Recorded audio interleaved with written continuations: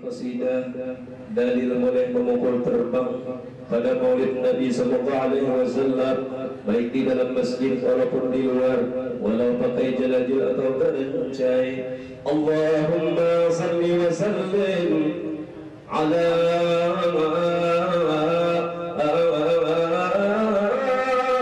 sayyidina Muhammadin wa ala Sayyidina Muhammad. Qasidah maka terbang sejak dahulu kala, di zaman Rasulullah hijrah ke Madinahnya. Anak-anak dan perempuan keluar mukul terbangnya dengan syair qala al-badru alaina hingga akhirnya. Inilah dalil mukul terbang dibolehkannya, laki-laki dan perempuan boleh memukulnya. Masalah pukul terbang mazhab empat pun membolehkannya, Maliki, Hanafi, Syafi'i dan Hambalinya. Hadis lain perempuan memukul terbangnya, masuklah dua jariah atas Aisyah di hari Mina. Kedua jariah itu memukul terbang serta syairnya, walhal Rasulullah berselimut kain hingga mukanya. Ketika itu masuk Abu Bakar Siddiq langsung menegurnya, maka Rasulullah membuka wajahnya seraya berkata, da'huma, biarkan mereka, duhai Abu Bakar, bergembira. Sesungguhnya inilah hari raya. Disinilah dalil boleh suara perempuan bersyairnya, dengan syarat di tempat yang aman dari fitnahnya. Inilah dalil boleh suara perempuan bersyairnya, dengan syarat di tempat yang aman dari fitnahnya. Karena selain muka, dua tapak tangan bagi perempuan auratnya, ditambah suaranya juga auratnya. Karena selain wajah dan dua telapak tangan bagi perempuan auratnya, ditambah suaranya juga auratnya. Sayyid Ahmad Zaini Dahlan pernah ditanya, karena beliau mufti Syafi'iyah di tanah haram Mekahnya, apakah boleh mukul terbang waktu maulidnya? Beliau jawab, disunnatkan ketika itu mukul terbangnya, dengan syarat tak dicampuri itu terbang yang dilarang agama. Beliau sunnatkan maulid Nabi sambil mukul terbangnya. Inilah dalil maulid berterbang dibolehkannya, asal pada agama tak menyalahinya.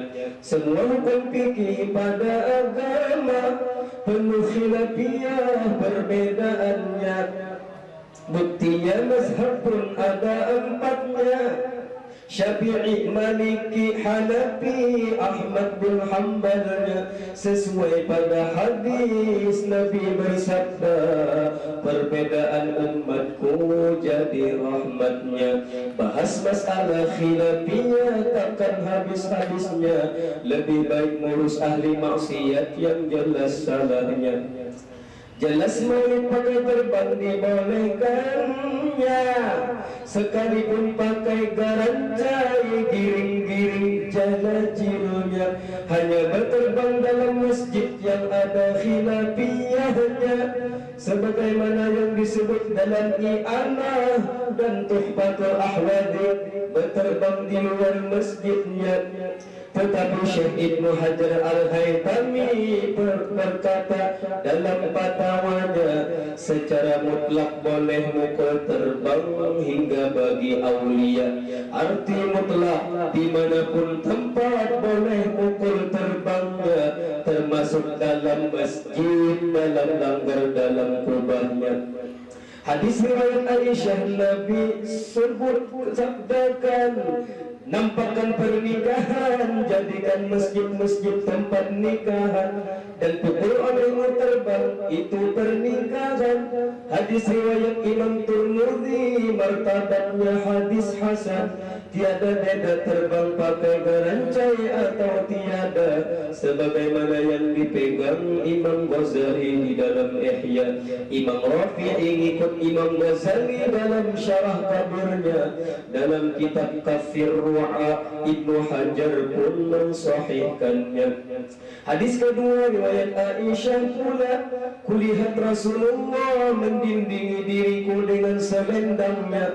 Aku menonton orang Habasyah bermain-main dalam masjidnya, sampai aku merasa dulat menontonnya. Ini riwayat Bukhari Muslim muttafaqun alaihnya. Alhasil inilah kias masjid boleh tempat kegiatannya, kegiatan kemaslahatan kaum musliminnya. Seperti ini latihan buat perang di dalam masjidnya. Tentang hadis ahli menikah hingga akhirnya, Imam Ibnu Hajar telah mentafsirkannya. Hadis itu isyarat boleh berterbang dalam masjidnya, karena alasan itu nikah diperbolehkannya. Atas nikah inilah dikiaskan yang lainnya, seperti pukul terbang waktu maulid, tasmiyah akikahnya, dan selamatan nyunatin anak menyambut datang orang berlayarnya, atau apa saja asbab-asbab gembira laksana hari raya.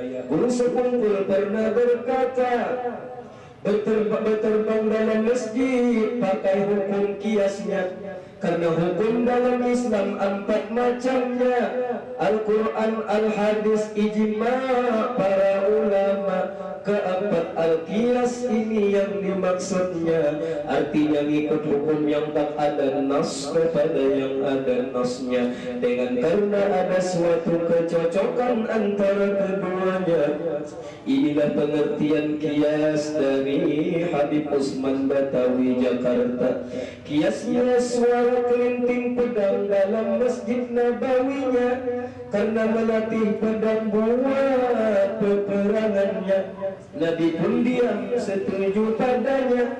Inilah dalil yang kita kiasnya. Suara pedang dalam masjid dikias suara terbangnya, ditambah berterbang pakai sholawat Nabi. Aduh dan bagusnya. Walhasil ujar Abah Guru sekumpul, terbang dan mikrofon suatu benda, terserah penggunaannya untuk ibadatkah atau maksiatnya. Untuk ibadat seperti dibawa maulid, khutbah Jumat dan ibadat lainnya. Untuk maksiat mikrofon dibawa karaokean, joget-jogetan maksiat.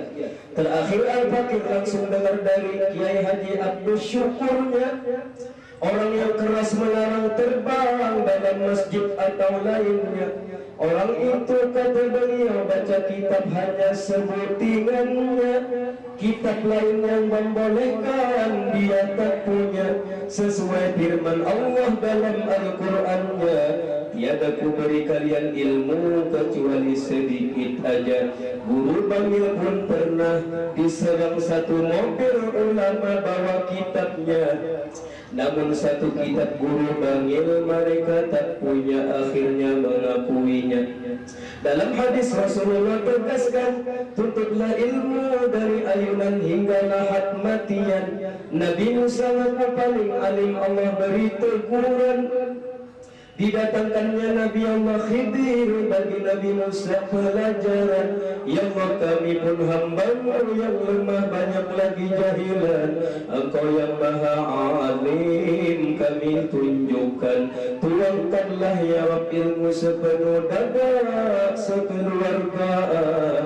Mencintai ulama dan penuntut ilmu, tetapkanlah iman. Allahumma salli wa sallim wa barik